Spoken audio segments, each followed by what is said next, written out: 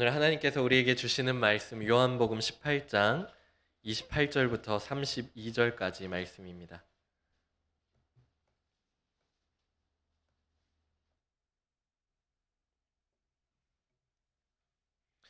요한복음 18장 28절부터 32절까지 말씀,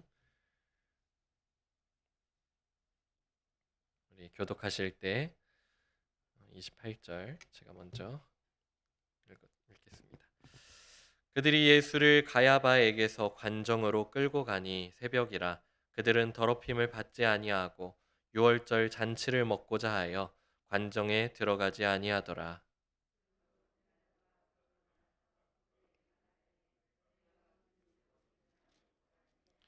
대답하여 이르되 이 사람이 행악자가 아니었더라면 우리가 당신에게 넘기지 아니하였겠나이다.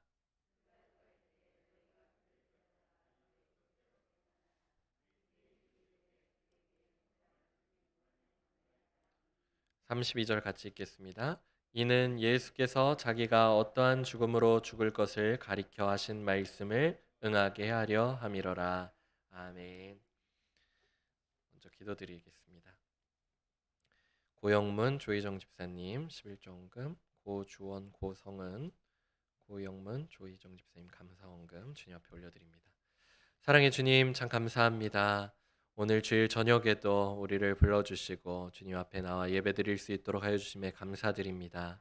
이 시간 이 예배 가운데 주님 함께해 주시옵시고 주님 영광 홀로 받아 주시옵소서.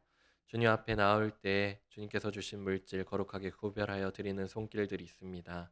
주님 기뻐 받아 주시옵시고 이 예물이 사용되어지는 곳마다 주님의 이름이 높임 받으시고 또 널리 퍼져 나아가는데 귀하게 쓰임 받는 귀한 예물 되게 해 주시옵시고 또 그 모든 드린 손길들마다 주님께서 복과 은혜를 더하여 주셔서 그 삶 가운데 그 가정 가운데 놀라운 은혜가 있게 하여 주시옵소서.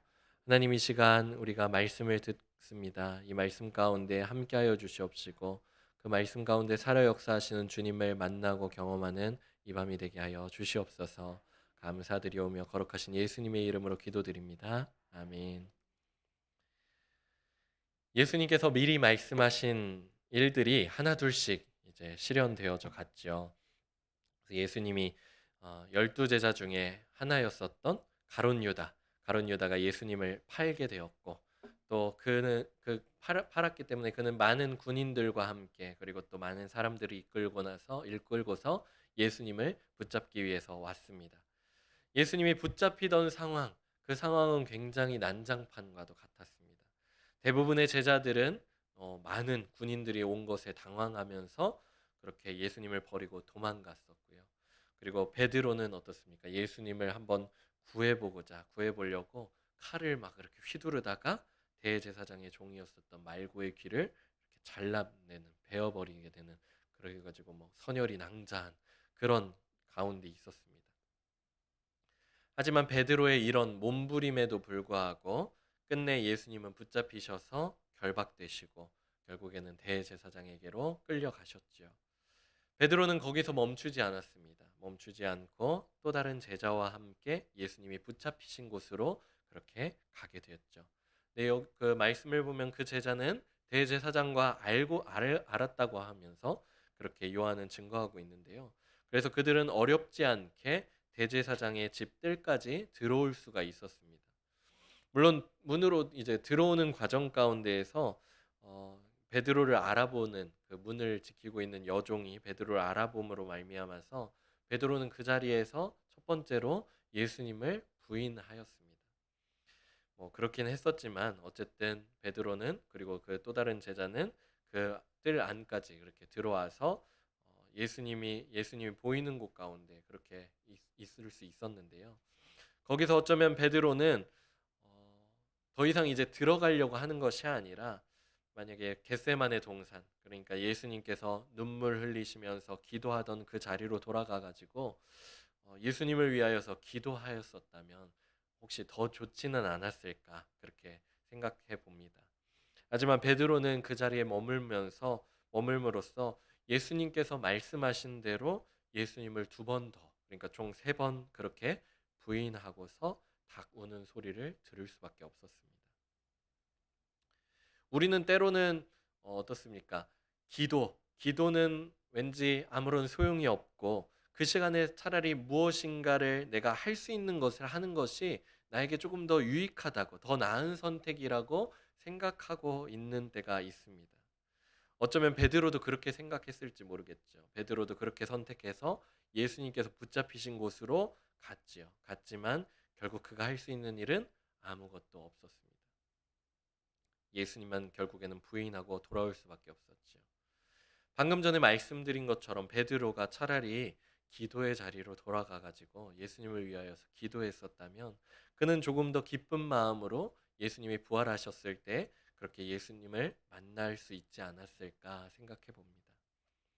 그럼에도 예수님은 어떻습니까? 당신의 제자였었던 베드로, 그를 포기하지 않으시고 그를 다시 찾아가셔서 그 똑같은 자리, 그 베드로가 예수님을 부인했었던 숯불이 타들어가는 그 자리, 그 자리에서 그를 맞으셔서는 구운 떡과 그리고 고기를 먹이셨고 그의 소명을 다시 회복해 주셨습니다.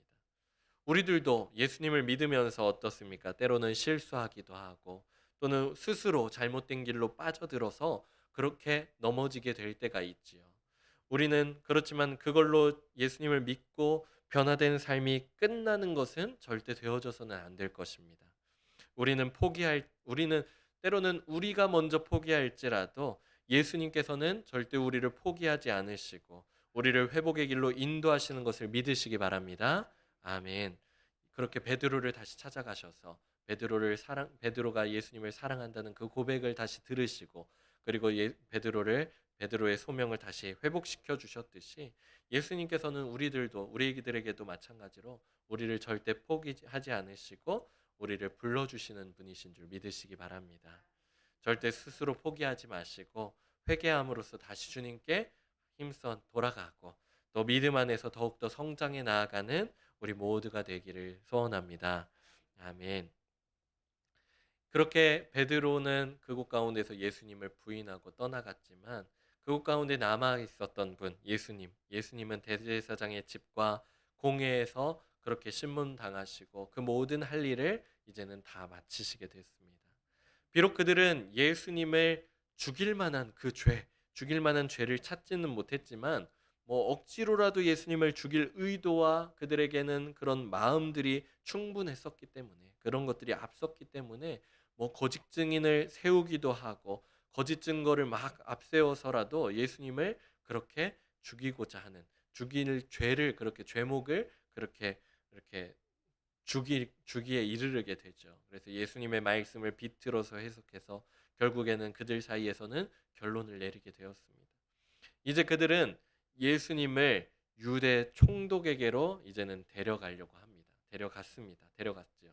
오늘 본문에 보니까 이때는 특별히 유월절을 앞둔 새벽이었다고 사도 요한은 다시 한번 우리에게 언급하면서 가르쳐 주는 것을 볼 수가 있습니다.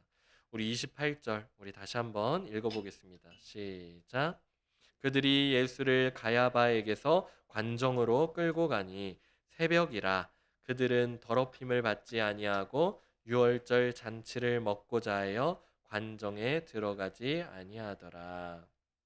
말씀을 보니까 사도 요한은 이 요한복음을 적으면서 다시 한번 예수님이 그 관정 가운데 갔던 그때 우리가 혹시라도 잊어버렸을까봐 다시 한번 얘기를 해주죠. 유월절을 앞둔 새벽이었다. 왜냐하면 예수님이 바로 유월절 어린 양이셨기 때문이지요. 그것을 우리가 기억해야 하기 때문입니다. 성전에서는 그 시간 동일한 시간 예수님께서는 예루살렘 관정에서 이제는 빌라도에게 앞에 서셔가지고는 이제 신문당하시면서 그렇게 계시는 시간 가운데 성전에서는 어땠습니까? 성전에서는 유월절 화목제물을 위한 어린 양을 준비하고 있었습니다. 그 같은 시간 예수님께서는 이렇게 온 세상을 화목하게 하시기 위한 어린 양으로서 이렇게 준비되고 있으셨다는 것이죠. 여기 본문을 보면은 예수님을 고발하러 온 자들의 속마음이 어땠는지에 대해서 우리가 다시 한번 볼 수가 있습니다. 그들은 어떻습니까? 예수님을 죽이기 위해서 총독에게 오기는 했습니다. 예수님을 붙잡아다가 고발하기 위해서 총독 앞에 오기는 했지만 관정 안에는 들어가지 않았다고 얘기를 하고 있어요. 왜 그렇습니까?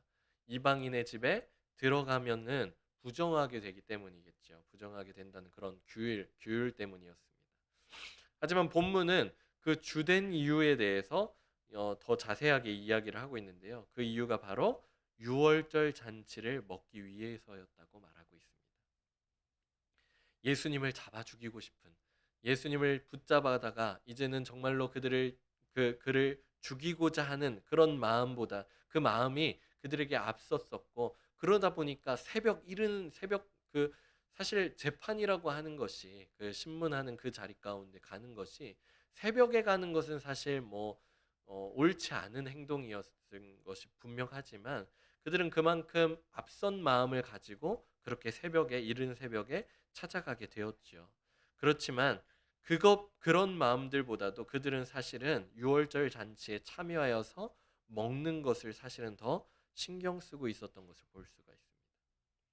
이것을 그들의 대제사장으로서, 그리고 또는 바리새인으로서 그들이 본분을 지켜서 유월절을 조금 더 우리가 더 거룩하게 지켜보자, 거룩하게 보내보자, 그러니까 우리는 관정 안에 들어가지 않는다, 그렇게 보는 것이 아니라 오늘 본문을 보니까 그들이 먹는 것을 더 강조했기 때문에, 먹는 것을 더 중요하게 여겼다는 것을 본문을 통해서 우리가 볼 수가 있습니다. 어쨌든 그들은 예수님에게 사형 선고를 내리기 위해서 이제는 유대 총독을 찾아왔습니다.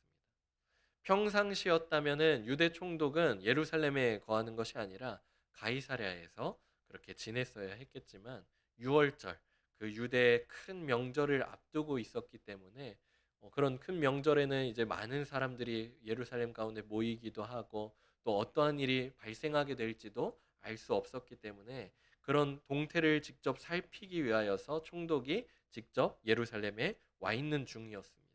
그래서 예수님의 신문은 예루살렘에 있는 관정에서 이렇게 이어지게 될 수 있었습니다.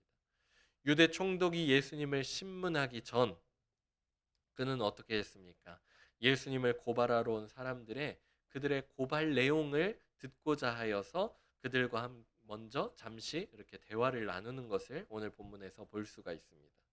이 대화를 통해서 유대 총독 빌라도가 과연 어떤 사람인지를 우리가 충분히 파악해 볼 수가 있는 것 같습니다. 유대 총독 이 빌라도, 우리가 잘 알고 있는 이 빌라도는 이곳에서 그의 정치 인생을 절대로 끝낼 생각이 없는 그런 사람이었습니다. 대부분의 정치인들이 그렇겠죠. 대부분의 정치인들이 어느 정도에 올라가면은 그곳에 만족하기보다는 조금 더 올라가고자 하는, 더 높은 곳으로 올라가고자 하는 마음이 있듯이, 이도 역시 마찬가지로 더 높은 곳으로 올라가서는 결국에는 그가 예루살렘의 그 유대 총독으로서만 있는 것이 아니라 로마로 입성하여서 출세하여서 그렇게 성공하는 것을 목표로 삼았을 것 같습니다. 그러다 보니까 그가 이곳 가운데서 행할 수 있는 것은 최대한 문제를 일으키지 않고 최대한 그냥 원만하게 일들을 잘 해결해 나가는 것이 그의 최대 목표였을 것입니다. 그런 빌라도 앞에 대제사장들과 바리새인들이 몰려와서, 또 많은 유대인들이 몰려와서 예수님을 고발하려고 하는 것이에요.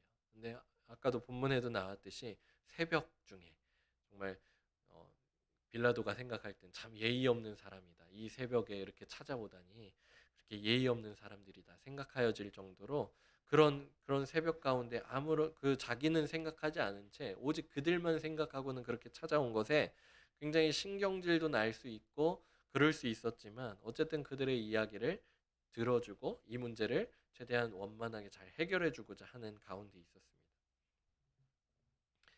빌라도는 마치 아무것도 모르는 것처럼 얘기를 하죠. 무슨 일로 이 사람을 고발하냐고 물었습니다. 그렇지만 빌라도도 어떻습니까? 이미 예수님에 대해서 사실은 그도 어느 정도는 알고 있었을 것입니다. 그의 그런 정보원들을 통하여서 예루살렘에, 특히 유대 지방, 그 갈릴리 지방 그 모든 곳에서 그렇게 이름을 떨치고 있었던, 그 큰 영향력을 떨치고 있었던 예수님에 대한 소식을 그가 모르고 있지는 않았을 것입니다. 그렇지만 빌라도가 그렇게 물었죠.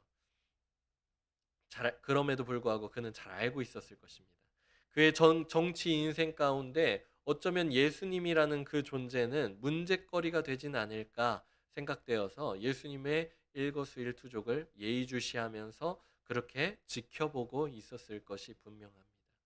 그는 이 재판을 최대한 어떻게 공정하고 최대한 정의롭게 이끌고 갈 것이 아니라 최대한 그냥 문제없이 그냥 그들의 소원을 대충 들어주는 식으로 또는 그런 식으로 그렇게 이끌고 갈 생각뿐이었습니다. 빨리 이 문제거리를 잘 해결해 가지고는 다시 가이사랴로 돌아가고 또 이후에는 로마로 입성하는 것이 그의 마음 가운데는 최대의 목표가 되어졌을 것입니다. 그래서 예수님을 고발하던 자들도 어서 이제는 예수님을 넘기고자 하는 마음 가운데 그렇게 예수님을 고발하는 내용을 볼 수가 있죠. 우리 30절 말씀 보니까 어떻습니까? 그들도 빌라도에게 대답하는 거예요. 이 사람 누구냐 하는 얘기를 하니까 대답하여 이르되 이 사람이 행악자가 아니었더라면 우리가 당신에게 넘기지 아니하였겠나이다. 그렇게 얘기를 하는 거예요. 그러니까 예수님을 고발하던 이 사람들도 어서 이 새벽에 일찍 왔다는 것은 얼른 예수님을 넘겨버리고는 이제 유월절 그 잔치 가운데 축제 가운데 그들이 이제 들어가길 원해서 얼른 넘기길 원하는 그런 마음과 생각뿐이었던 것 같습니다. 예수님을 고발하면서 어쩌면 고발하는 이유, 그 정확한 죄명에 대해서 그렇게 얼버무리면서 얘기를 하고 있는 것을 볼 수가 있죠. 그들은 사실 그들 가운데에서는 사실 그들 사이에서 결론 지은 예수님의 죄목은 무엇이었습니까? 신성 모독이었죠. 그가 하나님의 아들이라고 하는 것, 하나님이라고 했던 것. 오늘 낮에도 담임 목사님께서 얘기해 주셨듯이 예수님께서 I am이라고 말씀하신 것은 그것이 단순히 그냥 나다라고 얘기하는 것이 아니라 모든 이스라엘 백성들이 다 이해하듯이 하나님이라는 것을 드러내신 그런 말씀이었다고. 그것을 문제 삼아서 예수님을 신성 모독으로서 그렇게 결론 지은 상태였습니다. 그렇지만 이것이 로마법에는 적용이 될 수가 없는 법이었어요.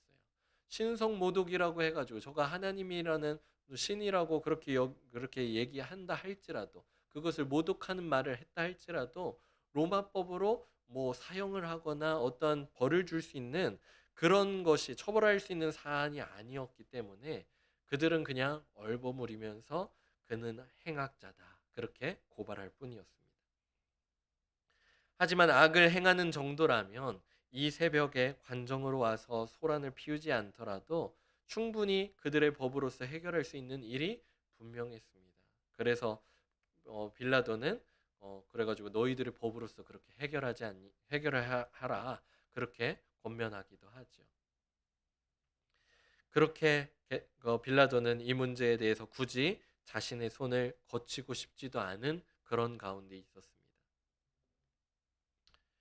그래서 거부하면서 유대인의 법대로 재판하라고 권했지만 유대인들은 사형에 해당하는 것은 당시 로마법에 의해서 그렇게 제지되고 있었기 때문에 그들이 사형을 내릴 수가 없다. 그렇게 얘기를 하면서 그렇게 빌라도에게 모든 것들을 다 떠넘기려고 하고 있었습니다. 근데 정말 그랬을까요? 정말 그들이 로마법에 의해서 제지되는 상황 가운데서 그들이 사형을 내릴 수 없는 가운데 있었을까?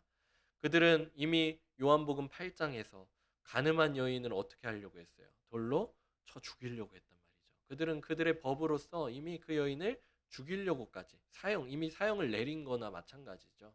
그렇게 돌로 쳐 죽이려고 한 적도 있었고 또 틈만 나면은 예수님을 또 돌을 붙잡아다가 돌로 쳐 죽이려고 그렇게 했었단 말이죠.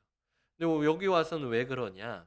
그들은 로마법이 무서워서가 아니라 이미 예수님의 그 사건이 온 유대 가운데, 온 이스라엘 가운데 드러난 상황 속에서 예수님의 영향력이 너무나도 커져 있는 상황이란 말이죠.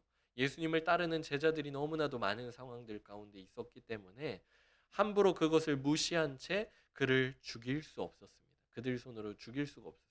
그들 손으로 막 죽였다가는 그들을 따랐었던 제자들에 의해서 해코지를 당하거나 어떤 더 큰 폭동이 일어날 수도 있는 상황이었었죠.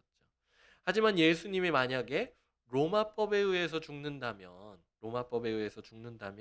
그것에 대해서 아무도 왈가왈부할 수가 없었기 때문에 이 모든 것들을 계산해 두면서 그렇게 로마법으로 예수님을 죽이려고 했던 것이죠. 그렇게 예수님은 빌라도 앞으로까지 가셔서 이제는 신문을 받으셨습니다. 이 모든 것들이, 이 모든 과정들을 보면은 정말로 한 가지 한 가지 모든 것들이 다 악한 자들의 악한 마음과 그들의 의도에 의해서 그렇게까지 예수님이 가시게 된 것을 볼 수가 있죠. 대제사장들과 바리새인들을 앞세운 유대인들은 골칫덩어리 같은 예수님을 드디어 유대 총독 앞까지 이렇게 세웠었고요.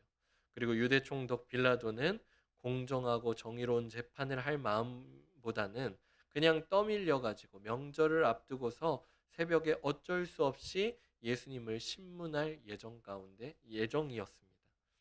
하지만 말씀은 이 모든 것이 말씀을 응하게 하기 위하여서 하고 있다고 그렇게 말씀하고 있는 것을 볼 수가 있죠. 우리 32절 우리 같이 한번 읽어보겠습니다.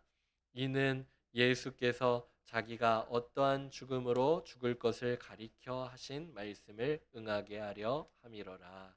아멘. 이 말씀들을 이렇게 지켜보면 정말 악한 자들에 의해서 악한 마음과 악한 의도들에 따라서 그들이 원하는 대로 이렇게 이루어져 나가고 있는 것 같은데, 말씀을 보니까 이미 이 모든 것이 다 예수님께서 어떠한 죽음으로 죽을 것에 대해서 가리키신 그 말씀이 응하게 하시기 위해서, 이루어지기 위해서 이 모든 일들이 이루어지게 됐다 하고 말씀을 하고 있는 것입니다. 이 말씀은 무엇을 말해 줍니까?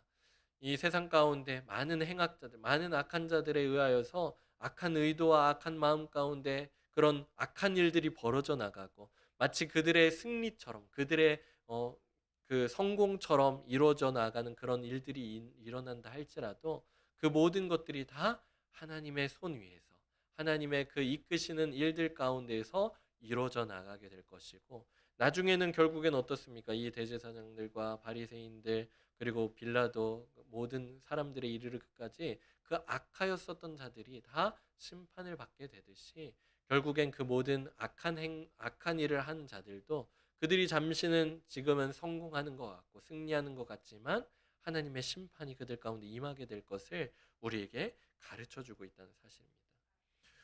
요한복음에는 자세하게 그 내용이 나와 있지 않죠. 32절에 나온 예수님께서 자기의 어떠한 죽음에 대해서 그렇게 기록되어 있지는 않지만, 마태복음 20장 19절의 말씀을 보니까 이방인들에게 넘겨주어 그를 조롱하며 채찍질하며 십자가에 못 박게 할 것이나 제3일에 살아나리라, 예수님께서 이렇게 말씀하셨다는 거예요. 그러니까 이방인들의 손에 이제 넘겨지게 될 것이다. 그러니까 유대 총독 빌라도의 손에 넘겨지게 될 것에 대해서 그렇게 예수님이 말씀하신 것이 이루어지게 된 것입니다. 어떤 일들은 진짜로 너무나도 악한 일들이 이 세상 가운데 일어나다 보니까 과연 사람들은 얘기하는 거예요. 신은 살아있는가? 이렇게 악한 일들이 많이 벌어지는데 정말 고통당하는 자들은 너무 한없이 고통당하고 고난당하고, 또 악한 자들이 더 높아지고 그렇게 성공하는 것을 보면서 과연 신은 살아있는가? 왜 신은 저들을 심판하지 않는가? 또 저 고통당하는 자들을 구원하지 않는가? 그렇게 묻는 사람들이 있죠. 그럼에도 우리는 여호와 하나님은 살아계시다, 그렇게 대답할 수 있는 이유가 바로 이것인 줄 믿으시기 바랍니다. 예수님이 악한 자들에 의해서 유대 총독 앞에 서게 된 것이 너무 악하고 그리고 또 선하신 예수님의 패배처럼 보이지만, 사실 이 모든 일들이 다 하나님 계획 가운데 이루어지고 있다는 사실입니다. 그래서 우리에게 고난이 찾아온다 할지라도 찾아오는 것에 대해서도 이미 예수님께서 많은 성경의 그런 말씀들을 통해서 우리에게 가르쳐 준 사실이죠. 우리가 예수님을 믿고 예수님을 따르다 보면은 고난이 따르게 될 것이다 하고 예수님께서 이미 말씀하셨죠. 그래서 따라서 이런 고난을 두려워하지 말고 우리가 더욱더 주님을 붙들어야 할 줄 믿습니다. 끝까지 주님을 붙드는 것이 우리에게 최종적인 승리일 것이고, 그 끝에서 주님께서 우리를 맞아주시고 하나님께서 우리를 맞아주실 것을 믿으시기 바랍니다. 아멘. 대제사장들과 바리새인들은 예수님을 빌라도에게 넘기고서 이제 됐다고 생각했을 거예요. 이제 그들은 더할 나위 없는 기쁨과 안도와 그런 평안 가운데 있었을지도 모르겠습니다. 기쁨에 빠져 있었을 것입니다. 또 나중에 유대인들을 선동해서 뭐 예수님을 죽이라고 소리칠 때 바라바는 살리고 예수님은 죽이라 그렇게 막 선동하면서 외쳤을 때는 어떻습니까? 그렇게 막 소리치는 그런 소리를 들으면서 그들의 아드레날린이 막 터질 듯이 막 감정이 휘몰아치는 가운데 있었을 것입니다. 그들은 비로소 예수님을 심판한다고 생각했지만 사실은 그들이 심판을 받는 것이었죠. 요한복음 12장 31절의 말씀을 보니까 예수님께서 말씀하신 거예요. 이제 이 세상에 대한 심판이 이르렀으니 이 세상의 임금이 쫓겨나리라. 그들이 성공이고 그들의 승리라고 생각했었던 그런 권세자들, 그런 세상의 임금들, 그들에게 예수님께서 그리고 하나님께서 심판하실 것이고 그들을 쫓아낼 것이라는 것이 바로 이 모든 것들이 바로 이 과정들을 통해서 예수님께서 고통당하시고 고난당하시고 들리시고 십자가에 달려 죽으시고 하는 그 모든 과정들을 통하여서 그 모든 심판들이 이루어지게 될 거라는 것을 우리가 말씀을 통해서 잘 알고 있죠. 대제사장들과 바리새인들은 유대인들을 하나님의 말씀으로 잘 가르치고 인도해야 할 의무가 분명히 그들에게는 있었지만 그들의 위치와 그들의 영향력만을 중요하게 생각하면서 예수님을 하나님의 아들이신 예수님을 죽이려고 했어요. 그들이 예수님을 하나님의 아들로서 몰랐던 것이 아니에요. 예수님이 행하신 그 모든 일들을 통하여서 그분은 하나님의 아들임을 분명히 그들도 알고 있었단 말이죠. 그럼에도 불구하고 그들은 그들의 위치와 영향력을 위하여서 그들의 권세를 놓치지 않기 위해서 권력을 놓치지 않기 위하여서 그 모든 일을 했습니다. 빌라도도 어떻습니까? 빌라도도 역시 마찬가지였죠. 그는 유대 총독으로서 정의롭게 그렇게 행동할 의무가 그에게는 있었습니다. 정의롭게 심판하고 신문하고 그렇게 바르게 정의로운 재판을 해야 될 그런 의무가 있었지만 그는 그냥 더 높이 올라갈 생각밖에, 더 로마로 입성할 그 생각밖에는 없었죠. 이 모든 세상의 임금이 이제는 그 모든 이 세상의 임금이 이제는 예수님께서 말씀하신 것처럼 이제는 하나님의 심판대에 서게 되고 예수님이 말씀하신 것처럼 이제는 쫓겨나게 될 것이었습니다. 실제로 빌라도는 어떻습니까? 그가 이용하려고 했었던 유대인들에 의해서 그는 나중에는 고발당하게 되었습니다. 결국에는 고발당하게 되고 공직에서 쫓겨나가지고는 주 37년경에 역사 속에 그가 사라지게 되는 것을 그 문서들을 통해서 우리가 볼 수가 있죠. 그는 어쩌면 정말로 유명한 사람, 정말로 높은 사람이 되어지길 원했죠. 그는 어, 그런 문서들을 통해서 봤을 때 이 빌라도는 그 군인에서부터 시작해가지고 차근차근 이렇게 쌓아 올려가지고 유대 총독까지 되었던 사람이라고 그렇게 알려져 있습니다. 그래서 그는 앞으로도 장래가 유망한 앞으로도 더 그 로마로까지 입성하여서 더 높은 자리로 올라가길 원하는 더 유명한 사람, 더 높은 자리에 올라가고 싶은 그런 사람이었습니다. 그런데 그는 어쩌면 정말로 유명한 사람이 정말로 돼버린지도 모르겠습니다. 얼마나 유명해졌는지 예수님을 믿는 사람들이라면 수도 없이 외우게 될 사도신경 그 한 자리 한 가운데 자리 잡혀가지고는 어떻습니까? 예수님에게 고난을 준 사람이 누구라고 그렇게 우리가 외웁니까? 빌라도에 의해서 빌라도에게 고난을 받으사라고 이렇게 외우잖아요. 그렇게 정말로 외워지게 될 지경까지 그렇게 되었습니다.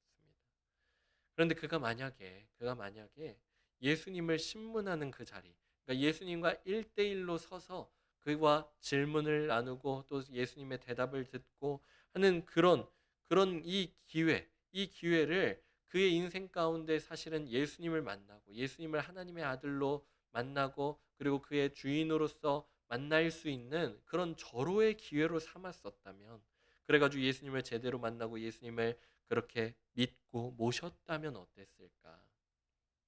그는 예수님과 독대하면서 예수님께 질문하고 대답을 들으면서 정말로 그렇게 예수님을 믿을 수 있었을지도 모르겠죠. 그랬다면 그의 인생은 지금과는 너무나도 다른 완전히 바뀐 그런 인생이 될 수도 있었을 것입니다. 하지만 그는 교만한 마음 가운데 더 높아지고자 하는 그런 마음들 가운데 예수님을 죄인으로 그렇게 생각하고는 그냥 결국에는 뭐 떠밀리듯이 하는 그런 판단이기도 했지만 어쨌든 그가 그러한 심판을 내리게 되고 그런 판결을 내리게 되고 결국에는 그런 신문에서 들었던 내용처럼 왕으로서 예수님을 받아들이지 못하고 그를 죄인으로서 십자가에 세우게 되는 그런 모습을 볼 수가 있습니다. 유대인의 큰 명절 유월절을 앞둔 새벽, 이 일들이 벌어지게 되었습니다. 마치 악한 자들이 승리하고 악한 자들이 원하는 대로 이루어지는 것 같았지만 사실은 그 모든 것들이 하나님의 계획하심 가운데, 하나님의 구원 계획 가운데, 그리고 예수님께서 미리 말씀하신 것이 응하여지는 그런 과정들 가운데 있었다고 여러분들과 함께 나눴습니다. 지금 유대인의 큰 명절 유월절을 앞둔 새벽처럼 우리나라의 큰 명절 우리들도 설날을 앞두고 있죠.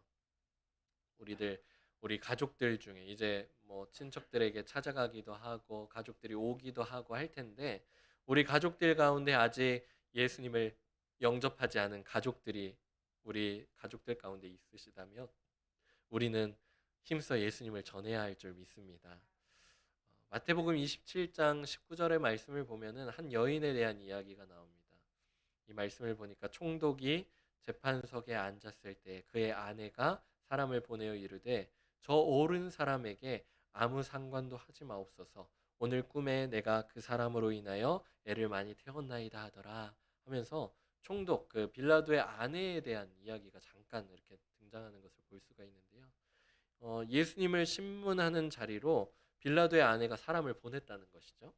그리고는 꿈을 바탕으로 해가지고는 예수님이 옳은 사람이기 때문에 그는 옳은 정당한 사람이기 때문에 그를 심판하지 말라고 그렇게 부탁을 했습니다. 이 여인은 영적으로 민감한 사람이었던 것 같아요. 그러니까 꿈속에서 그렇게 그런 것들을 깨달을 수 있는 그런 꿈을 꾸기도 하고 그것을 깨달아 알기도 했으니까요. 그래서 사람을 보내서 그의 남편에게 메시지를 전했죠. 그런데 우리는 어떻습니까? 그 여인은 예수님을 옳은 사람으로까지 알고 있었어요. 그래가지고는 그렇게 빌라도에게 전하였었는데 우리는 어떻습니까? 예수님이 옳은 사람 정도로만 알고 있는 게 아니죠. 예수님은 어떤 분이십니까? 예수님은 살아계신 하나님의 아들이시고 유일한 구원자이시며 또 우리를 다스리시는 왕이시고 또 오전에 담임 목사님께서 말씀해 주신 것처럼 성자 하나님 그 본체이신 그분이신 것을 우리가 믿는 줄 압니다. 우리가 믿고 있는 그대로 이제는 믿지 않는 우리의 가족들을 만나게 되었을 때 그분을 우리가 전해줘야 될 줄 믿습니다. 그들이 믿지 않기 때문에 듣지 못하고 알지 못하고 믿지 않기 때문에 예수님을 제대로 알지 못하고 그렇게 되었을 때 그냥 단순히 그냥 예수님을 모르고 지나가는 그런 삶으로 끝나는 것이 아니라 예수님을 그냥 믿지 않고 끝나는 그냥 그런 삶으로 끝나는 것이 아니라 오늘 말씀을 보면 예수님을 믿지 않았던 많은 사람들이 그리고 빌라도가 예수님을 받아들이지 못했을 때 얼마나 불행한 삶으로서 그렇게 삶이 그렇게 그 인생이 끝나게 되는지 그리고 그 이후에 영원한 그런 형벌과 그런 것들이 있다는 것을 우리가 너무나도 잘 알고 있잖아요. 그런 것을 잘 알고 있듯이 우리들이 가족들을 만나고 친척들을 만나고 하는 그 자리 가운데에서 힘써 예수님을 전하고 예수님을 그렇게 복음을 전할 수 있는 우리 성도님들이 다 되시기를 축복합니다. 그렇다면 우리는 이번 설날을 그렇게 그냥 보내지 않고 그냥 보내는 것이 아니라 복음을 전하는 귀한 기회로서 그렇게 삼고서 예수님을 전할 때 성령님께서 그 자리 가운데서 함께 역사하시고 온 가족이 구원을 누리게 되는 그 영생의 복을 누리는 귀한 설 명절 또 이 앞으로의 3일 동안의 그 시간들을 보내시기를 축복합니다. 오늘 말씀을 보면은 예수님께서는 그 모든 과정들을 묵묵히 그렇게 해 나가시는 것을 볼 수가 있습니다. 예수님은 거절하실 수도 있었을 거예요. 거부하실 수도 있었을 거예요. 예수님은 사실 죄가 없으시고 예수님은 당당하신 분이셨기 때문에 그 모든 것을 뒤로 한 채 그냥 그 자리를 박차고 나왔을 수도 있었을 것입니다. 근데 그 모든 것들을 감당하신 이유는 그 하나님의 계획하심 가운데 하나님의 말씀을 이루시기 위하여서 그리고 우리를 구원하실 그 길을 열어주시기 위하여서 그 모든 일을 행해 주신 줄 믿습니다. 그 하나님의 사랑, 그 하나님의 그 놀라우신 은혜, 그것을 이 시간 우리 밤 가운데 우리 마음 가운데 가득 채움 받으시는 우리 성도님들이 다 되어지기를 축복합니다. 우리 십자가를 참으신 우리 찬양, 우리 아까 불렀던 찬양인데요. 우리 다시 한번 찬양 드리기를 원합니다. 이 찬양 가사에 나와 있는 것들을 우리 다시 한번 잘 기억하시면서 한번 생각해 보시면서 우리 찬양 드리면 좋겠습니다. 십자가를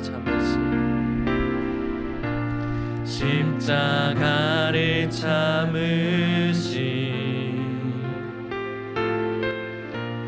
어린 양 예수 내 죄 씻어주시고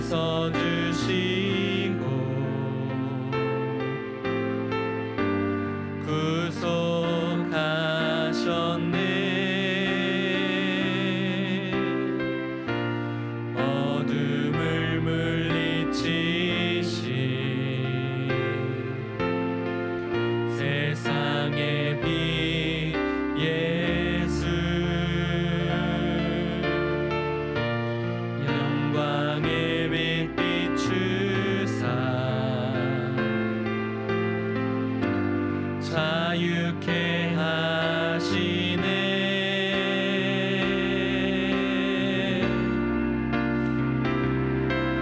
예수 하나님의 완전한 사랑, 예수 하나님의 값없는 은혜, 예수 하나님의 놀라운 지혜, 아름다운 그 이름 예수. 우리 다시 한번 찬양하겠습니다. 십자가를 참으신 어린 양 예수 내 죄 씻어주시고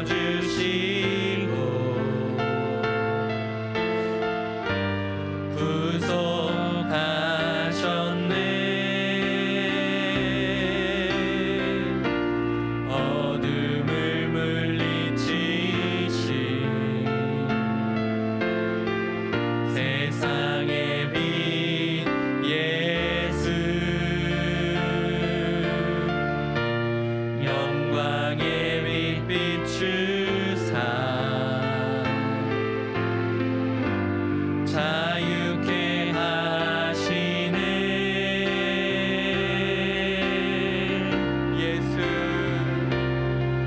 예수 하나님의 완전한 사랑, 예수 하나님의 값없는 은혜, 예수 하나님의 놀라운 지혜, 아름다운 그 이름 예수 하나님의 하나님의 완전한 사랑, 예수 하나님의 값없는 은혜, 예수 하나님의 놀라운 지혜, 아름다운 그 이름 우리 마지막으로 예수 하나님의 하나님의 완전한 사랑, 예수 하나님의 값없는 은혜, 예수 하나님의 놀라운 지혜, 아름다운 그 이름 예수. 이 시간 우리 함께 같이 기도하겠습니다. 기도하실 때 주님 우리를 위하여서 그 모든 것들을 감당하시고 그 모든 것들을 행해 주신 주님, 하나님의 그 놀라우신 그 계획 가운데 그 모든 것들을 순종하시며 나아가신 그 주님을 본받아서 우리들도 주님의 말씀 가운데 순종하며 한 걸음 한 걸음 나아갈 수 있는 우리의 모습들이 될 수 있도록 인도하여 달라고 이 시간 기도하실 때, 하나님, 우리가 우리의 삶 가운데 주님의 말씀에 순종하며 나아갈 때 아버지, 그렇게 고난 당하셨던 그 주님처럼 우리들도 고난이 우리에게 찾아온다 할지라도 주님을 따라서 순종하며 한 걸음 한 걸음 나아갈 수 있는 우리의 모습들이 될 수 있도록 도와주시고, 또 이 시간 기도하실 때 이 설 명절 아직 주님을 모르고 예수님을 알지 못하는 가족들에게 예수님을 전함으로 말미암아서 우리 가족들 가운데 그 누구도 그 영원한 형벌 가운데로 돌아가는 자들 없게 하여 주시고, 예수님을 믿고 온 가족들이 하나 되어서 구원받는 그 놀라운 화목한 가정들, 복받는 가정들을 이뤄나갈 수 있는 아버지 이번 명절이 되어질 수 있도록 인도하여 달라고, 우리를 붙들어 주셔서 주님께서 역사하여 주시고 우리의 가족들을 구원하여 주시고 역사하여 달라고 이 시간 간절한 마음으로 기도하며 나아가겠습니다. 같이 기도하겠습니다. 사랑해 주님 아버지, 은혜를 참으로 감사드립니다. 주여 아버지 하나님, 이 시간 우리에게 말씀하여 주신 주님 감사드립니다. 주여 아버지 하나님, 예수님께서는 아버지 하나님 그 모든 아버지 하나님 아버지 신문 당하시고 아버지 재판장 가운데 나아가시고 하시는 그 모든 것들을 아버지 감당하신 주님, 그 자리 가운데에서는 모든 악한 자들의 그 승리처럼 보여지고 악한 자들의 아버지 하나님 아버지 성공처럼 보여지지만 아버지 하나님 그 모든 것들이 사실은 하나님의 계획하심 가운데 있고 구원의 계획하심 가운데 있고 하나님의 아버지 예수님께서 미리 말씀하신 것들을 응하기 위하여서 그 모든 일들이 아버지 이루어지게 된 것을 우리에게 볼 수 있게 하여 주신 주님, 아버지 하나님, 우리들도 끝까지 하나님의 말씀을 따라서 우리의 주 되신 예수 그리스도의 그 아버지 하나님 하신 그 아버지 앞서가신 그 길을 따라서 우리들도 순종하며 나아갈 수 있는 우리 모습들 되게 도와주시옵소서. 때로는 아버지 악한 자들을 인하여서 우리가 고난당할지라도 아버지 우리의 믿음을 포기하지 아니하고 끝까지 믿음으로 나아갈 수 있는 아버지 믿음의 순종으로 나아갈 수 있는 아버지 우리의 모습들이 될 수 있도록 주님 붙들어 주시고 인도하여 주시옵소서. 그래서 우리 한민교회 모든 성도님들 어느 한 사람도 아버지 하나님 낙마하지 아니하고 끝까지 주님께 나아갈 수 있는 우리 모두가 될 수 있도록 주님 붙들어 주시고 인도하여 주시옵소서. 주여 아버지 하나님, 설 명절을 앞두고 있습니다. 주여 아버지 하나님, 가족들과 친척들을 만나게 될 때 주여 아버지 하나님, 그들 가운데 아직 예수님을 알지 못하는 자들이 있다면 주여 우리들이 힘써 예수님을 전할 수 있게 하여 주시옵시고, 그 전하는 자리 가운데 주님께서 역사하여 주시사, 주 성령님께서 역사하여 주시사 그들의 마음을 만져주시고 그들의 마음의 문을 열어주셔서 예수님을 영접할 수 있게 하여 주셔서 어느 한 사람도 빌라도와 같이 아버지 허망하게 아버지 그 인생을 마무리하는 아버지 자들이 없도록 주여 우리 가족들을 아버지 붙들어 주시고 인도하여 주시옵소서.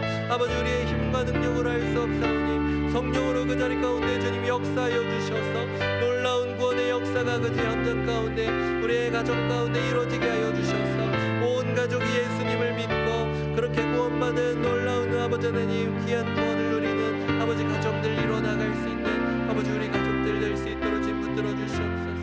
주님 감사합니다. 사랑의 주님, 은혜를 참으로 감사드립니다. 아버지 하나님, 우리의 삶 가운데 예수님께서 가신 그 길을 따라서 우리들도 힘써 그렇게 따라갈 수 있는 우리의 모습들 되게 하여 주시옵소서. 하나님, 어떠한 고난이 우리 가운데 찾아올지라도 그 모든 것이 하나님의 계획과 하나님의 말씀 가운데 우리를 인도하신 선한 인도하심 가운데 있음을 믿고 의지하며 끝까지 믿음으로 나아갈 수 있는 우리 모습들 되게 도와주시옵소서.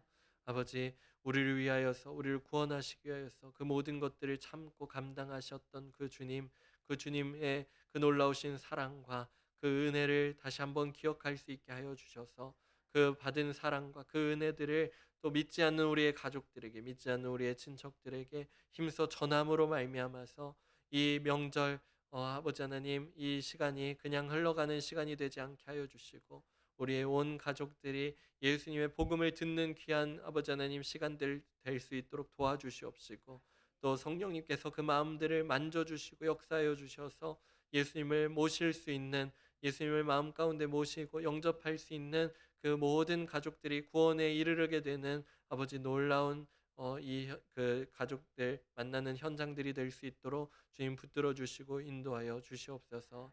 함께하여 주시고 역사하여 주실 것을 믿사오며 거룩하신 예수님의 이름으로 기도드립니다. 아멘.